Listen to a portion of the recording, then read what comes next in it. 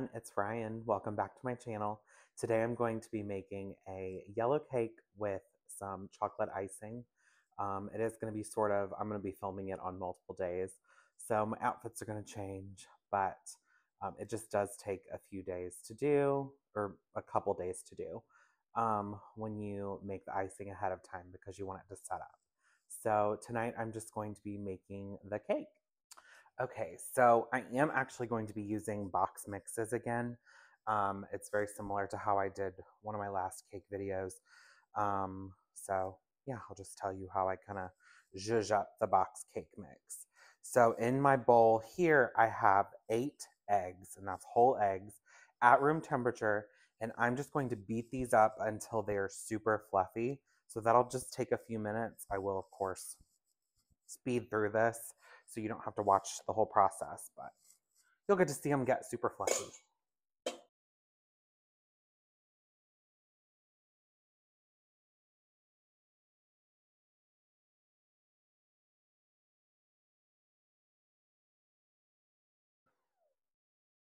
Okay, so these obviously are not going to get super, they're not going to get to stiff peaks or anything like that because it is the whole egg.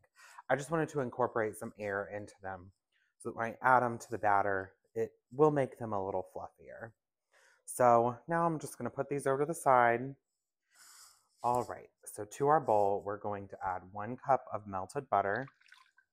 It's melted, but it has sort of come to room temperature. It's not super hot. We have that. And then just to sort of act as a buffer, my milk is not cold, but I'm going to go ahead and add the cake mixes. And right here, I do have 1 white and 1 yellow, but honestly, it doesn't matter. We added the whole egg instead of just the egg whites, so make it what you want it. So now I'm going to add the milk on top of that. Like I said, I let the milk get to room temperature because if it was cold, it would make your butter sort of seize up a little bit, and you don't want that. So I'm just going to mix this up.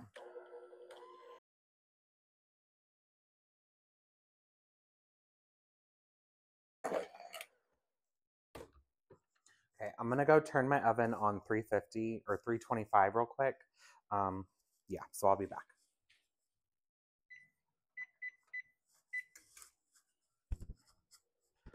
All right, so I'm going to get stuff off the beaters. Done with that. Now, like I said, this egg mixture is not like stiff peaks or anything like the other video that I had done where it was just egg whites. So we beat those to stiff peaks and added them in. We are still going to mix these in with a spatula, and I am going to do them in a couple batches just because if you use your mixer to mix this up, you are going to get rid of any and all of those bubbles that you created. So we're just going to slowly incorporate this, stirring it in, probably in like 3 batches, because you can see how fluffy those eggs did get, even with the egg yellows in there. And yes, I say egg yellow on here because I pronounce the L in yolk, and some people don't like that. So I'm just going to say egg yellow. Okay, and this does seem like a lot, I'm sure, but we are going to do, it's going to be a 3-layer 8-inch. So I do have my pans off to the side already, sprayed and lined with parchment. I did actually go online and order some pre-cut 8-inch round parchment circles because that is one of the more common sizes that I do. And even if I do a 9-inch, you can still use the 8-inch parchments. it's not going to make a difference. And then you can also cut them smaller if you want to, if you're doing like a 6-inch. So just take your time mixing this in by hand.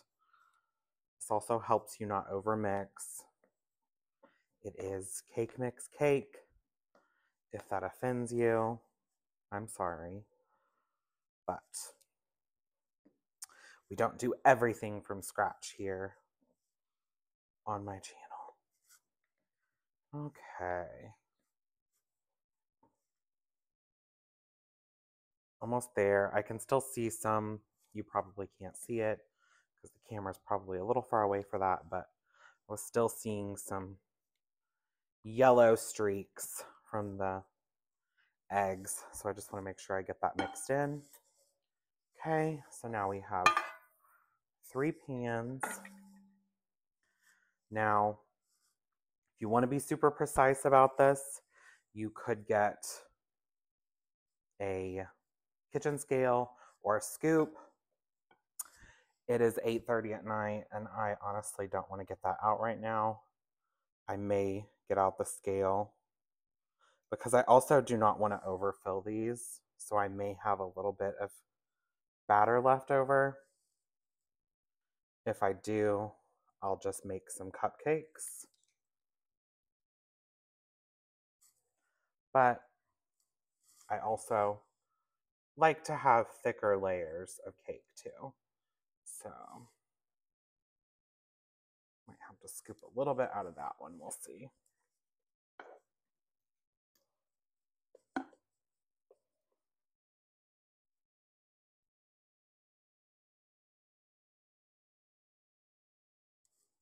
All right. You could also use a ladle if you wanted to, if you don't have a scoop. And that way you can, count how many ladles you put in each cake pan to make sure that you get them fairly even.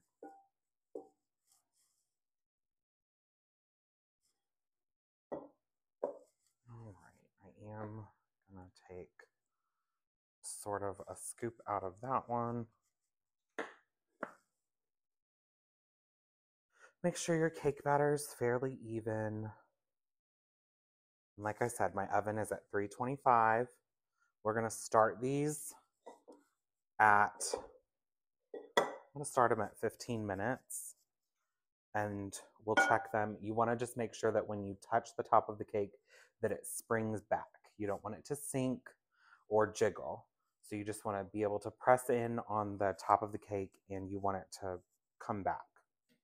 So I will come back when these are out of the oven and we'll get them cooled and all that. Okay, these just came out of the oven and like you see here, they're springing back whenever I touch them and they're sort of pulling away from the edge. So I'm going to let these cool for just a little bit. I'll probably, once I can touch the pans without super burning myself, I'll turn them over on these cooling racks on some parchment paper, and then I'll pop that in the fridge. I want them to cool down pretty much all the way before I wrap them in plastic wrap. And then the next part of the video will be me making the icing, and then we'll assemble the whole thing. All right, so we are going to start with our icing. This is a chocolate icing. So we have 2 sticks of butter. This is salted butter. If you're not using salted butter, you just want to add like a pinch of salt. 1.5 cups of cocoa powder, some vanilla, 2/3 of a cup of milk, and 6 cups of powdered sugar. And I am going to be using my stand mixer for part of this. Get out a measuring spoon, measuring cup for that. So we're just going to start off by turning on the stovetop and let the butter melt down. And while that is happening, I'm going to keep the camera here. Hopefully I'm not standing in the way. When I go over here, I'll try to stand out of the way. But we're going to get this part going while the butter is melting. So in your bowl, you're going to pour the 2/3 cup, and I'm actually going to take this off for now. 2/3 cup of, I'm using whole milk, and then we're going to use 2 teaspoons of vanilla.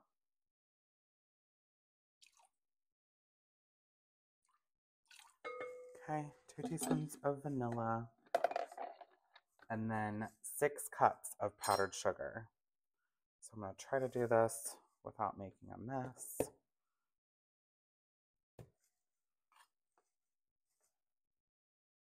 Looks like I'm on the struggle bus over here. And I will go ahead and say my powdered sugar, I could tell when I was pouring it out of the bag into this container that my powdered sugar is kind of lumpy. So this step right here is going to be really important where you're mixing the powdered sugar with the milk. You just want to make sure that all the lumps get dissolved. I hope you're counting along with me. I just wish you could tell me how many scoops that was. I'm pretty sure that was 3. 4.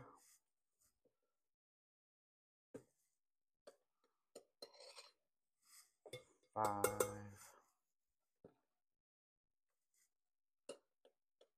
And 6. And of course, I made a mess.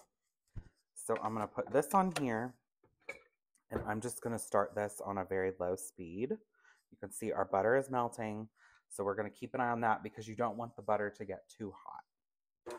I'm just going to pulse this so the powdered sugar doesn't go anywhere, and then we're just going to let this mix. Like I said, you want your lumps of powdered sugar to be dissolved.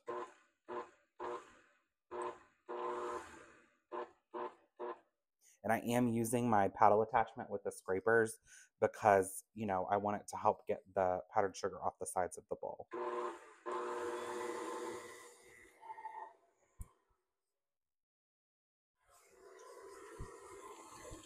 Okay, I am going to stop it. It does look like most of the lumps of powdered sugar have dissolved. So that is a good thing. Just going to make sure there's no powdered sugar. Like over here, there's some stuck to the side of the bowl. So I want to try and get all of that off.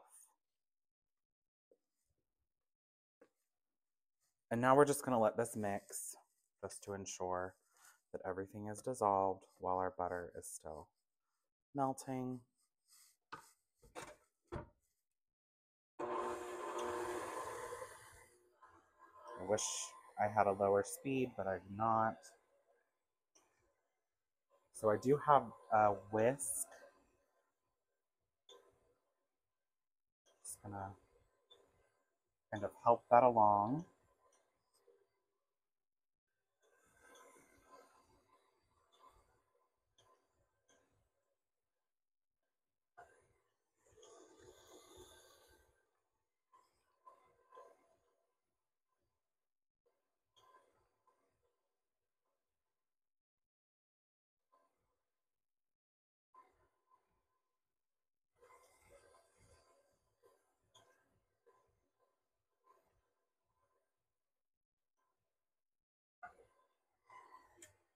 So I'm gonna turn that off just because I want y'all to be able to hear me. So if only I could remember what I was getting ready to say. Oh, um, I would probably use a larger pot if I were you, because once you add the cocoa powder, it's going to be a cloud of cocoa powder and it's just going to probably be a mess. But I wanted to use this one because it's pretty and I don't get to use these pans very often. So I wanted to use this one. Now you can see, push it over to this side so you can't actually see. This is almost melted. So once these pieces start to break up a little more, I'm actually going to turn off the heat and just let the residual heat melt. So right now I'm going to turn this off. Let the residual heat from the other butter melt this.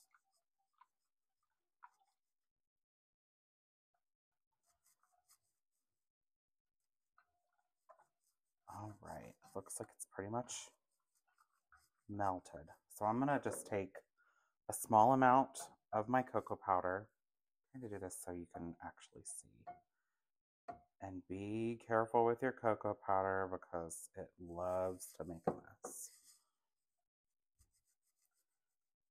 Just incorporate a little bit of it. You'll want to make sure, just like with the powdered sugar in your mixing bowl, you'll want to make sure that there's no lumps of cocoa powder too, because those will leave lumps in your icing. So we're just trying to incorporate everything. Get a nice mixture here.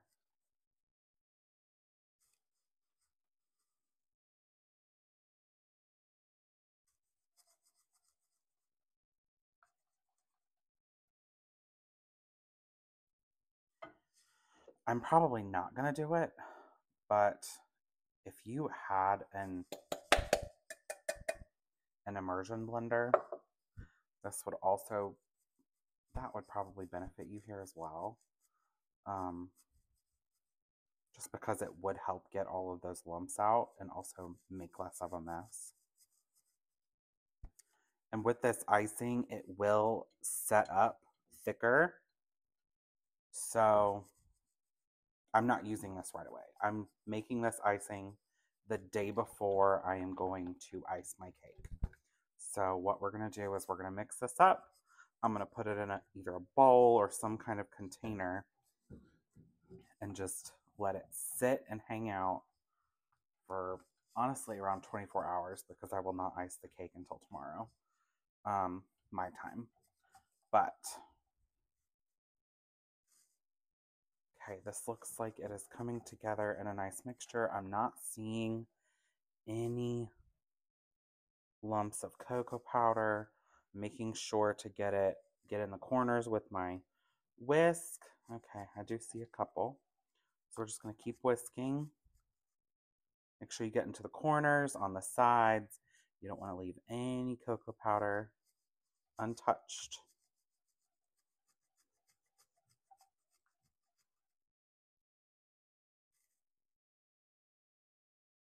All right. So I think that is good. Get rid of this. Try not to make a mess because, like I said, cocoa powder loves to make a mess. So now I'm just going to turn this on, let it run for a few seconds, and I will try to rearrange the camera so you can come over a little closer. All right. So I'm going to do this so I can, I guess, show you a little better. It's going to make a mess on my end. You can hopefully do this in a cleaner manner. So I'm going to set that off to the side so that I can pour this in here. You're just going to pour it all in.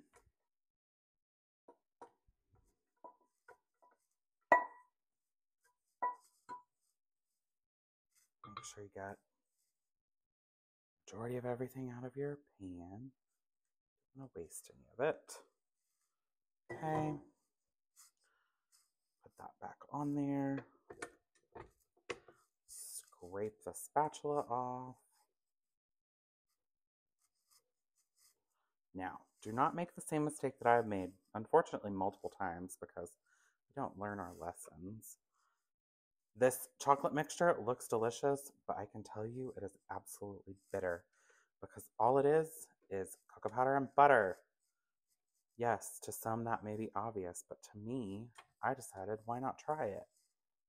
So now we're just going to slowly turn this on and let it incorporate.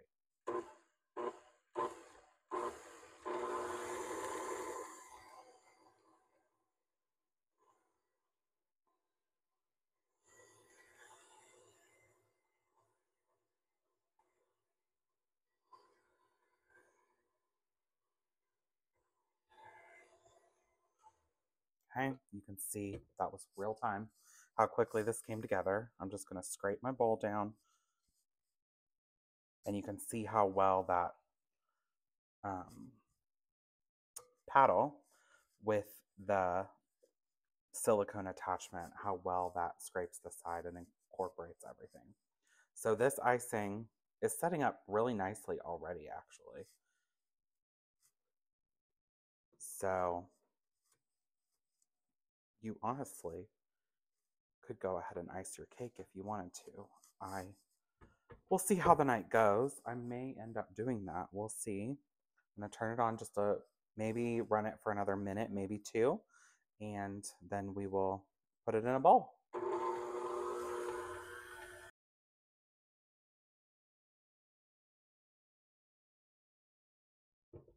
All right. Just scrape off this. You can see on the back here, I guess I just didn't see it because it was turned the other way, but there was a little bit of that cocoa powder mixture. So I'm going to scrape it one more time, run it for a few seconds, and then we will be done.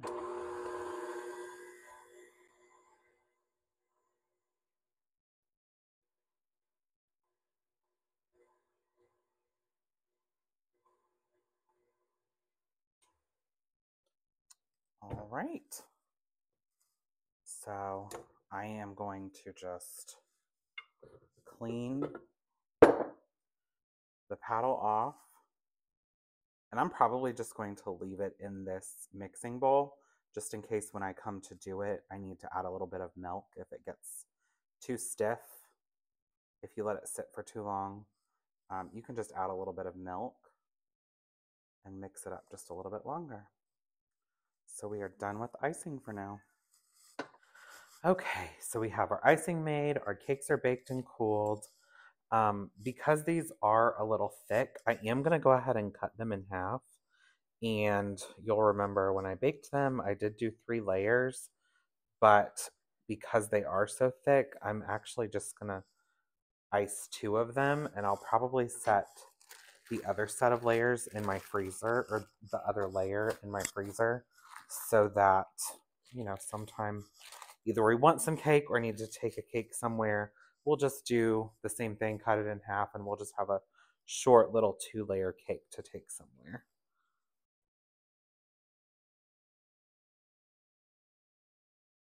I do like having some cake in the freezer, not just for these videos.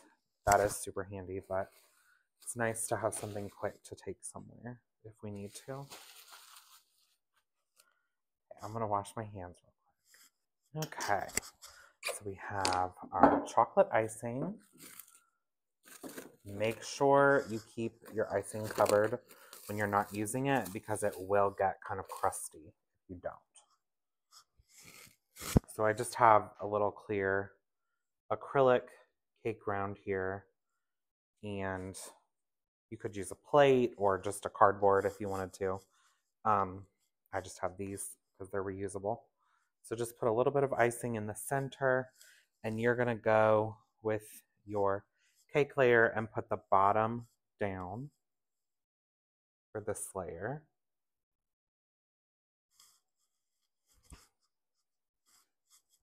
Okay. Then just grab a little bit of icing. You don't want to put too much in between the layers. You want to put enough that, you know, you get a good amount of icing. Make sure you are going back and forth. You're never lifting the spatula up because that's when you'll get cake crumbs. So just go back and forth. And now the next layer, we are actually going to go with the top of the cake up. And you could cut this off if you wanted to. I chose to leave it on. Make sure, so me turning this like this, I'm just making sure that the cake is even on the other layer. And grab some more icing, spread it out. You could do this like spreading out the icing with your offset spatula if you needed to, but it's just another step, and I'm used to doing this.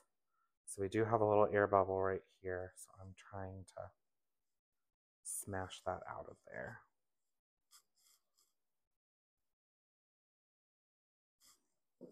Okay.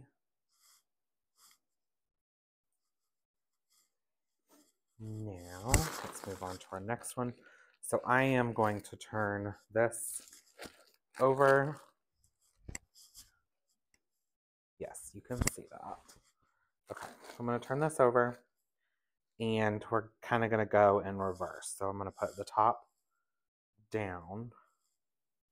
My reasoning for doing that is so that once we get to the very top, it's the bottom on the top, and that's going to be your flattest part of the cake. so it's easier to get a flat top on your cake. And I'm looking at my icing right now, and I'm having a time icing the top of this cake. And I am not sure that we're going to have enough, but we're going to try and stretch it to make it through the rest of this cake.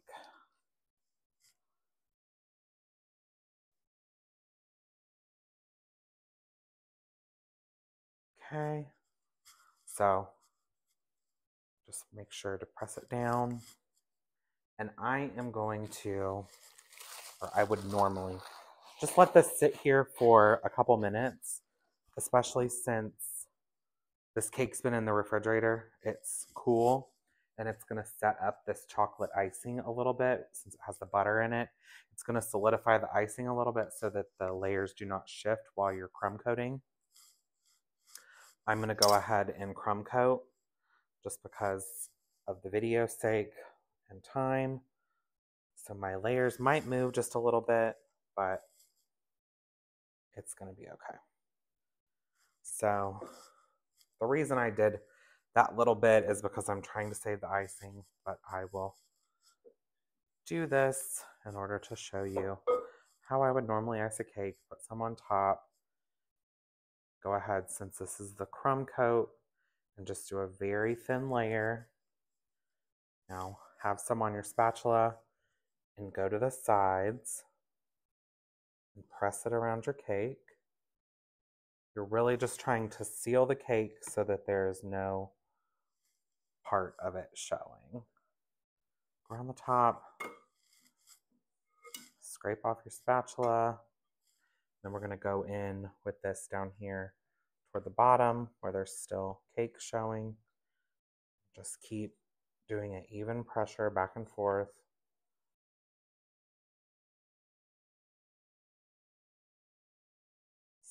Spin. And you might be able to see, let me look at the camera. Yeah, you can see there's a lot of air bubbles up here on the top, and I'm honestly not entirely sure why. So what I'm going to do is just take my spatula and go around, because this is the crumb coat, and this is just popping all those bubbles that just got trapped underneath the icing. So we're just going to go around and smooth out that top. And you're just going level with the side and across.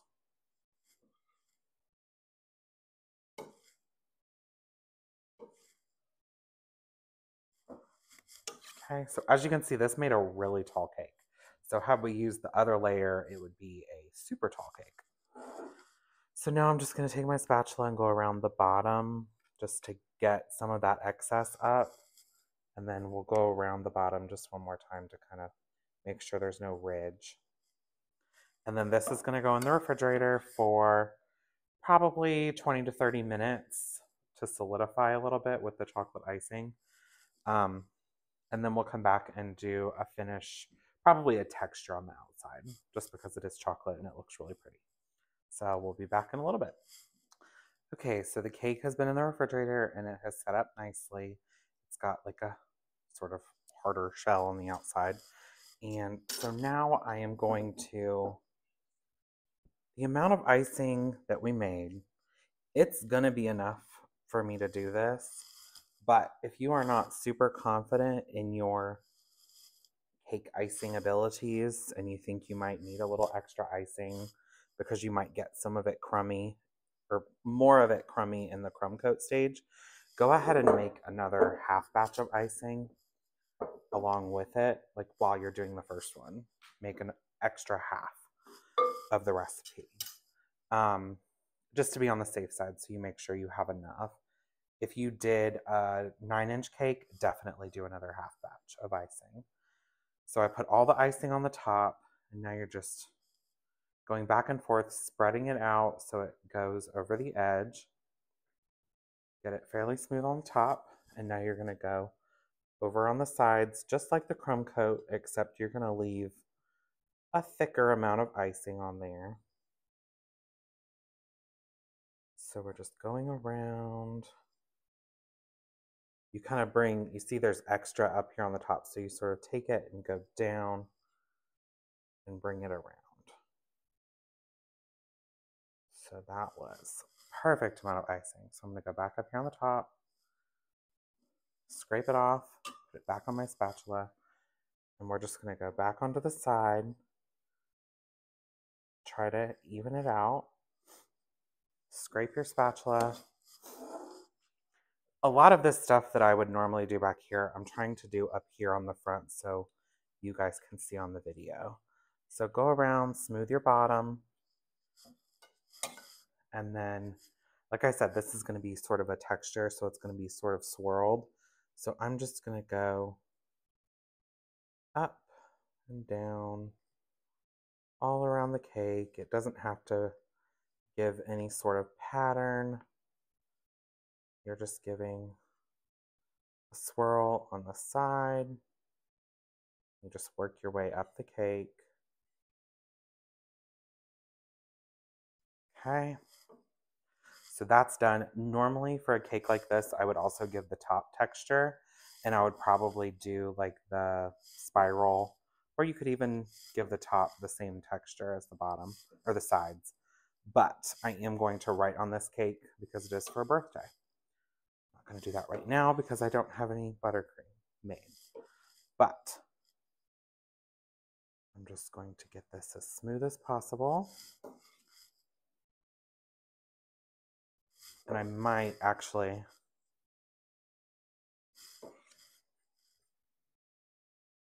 once I get the sides smooth, what I'm going to do is I'm just going to go around the side once or twice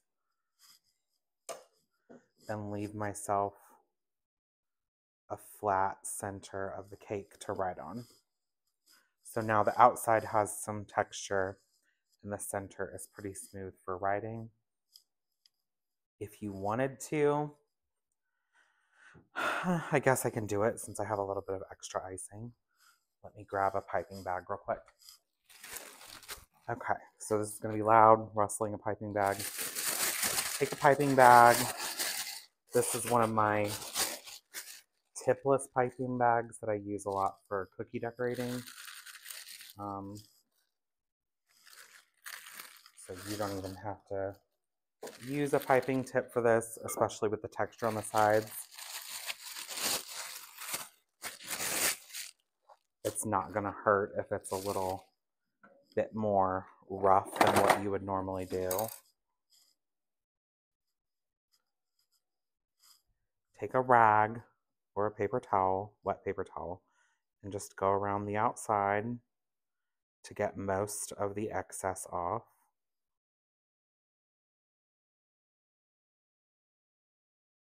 You just don't want to have too messy of a cake board. Okay, now when you cut a tipless piping bag, you want to make sure that the seam is on top. And I'm going to cut a decent size hole on the end of this one, just because. So for video purposes, I'm just going to come, let's see, how would it normally do a border? So I'm just going to do sort of a loose shell border, loose, smooth shell border. So pressure and pull.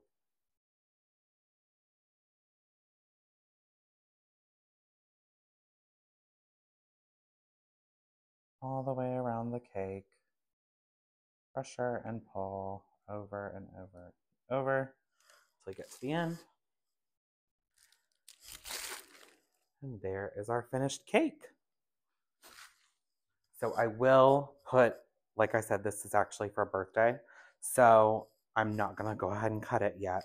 I will put a picture up at the very end of the cake with all the layers and how it looks from the inside once we get to the birthday gathering. So thanks for watching. Bye. Okay, I'm back real quick. So Something I just thought of with the icing. Like I had said, if your icing is set up a little too hard, you can mix in a little bit more milk. Um, you could also pop it in the microwave for maybe 5 seconds, um, just to loosen it up a little bit. But also, do not put your icing in the refrigerator to store it because it you will have to wait forever for it to thaw out. So use it within a few hours, use it the next day. You are fine to leave it out at room temperature. So, yeah, I just wanted to give you those couple little tips so that your icing isn't a pain. Okay, bye. For real.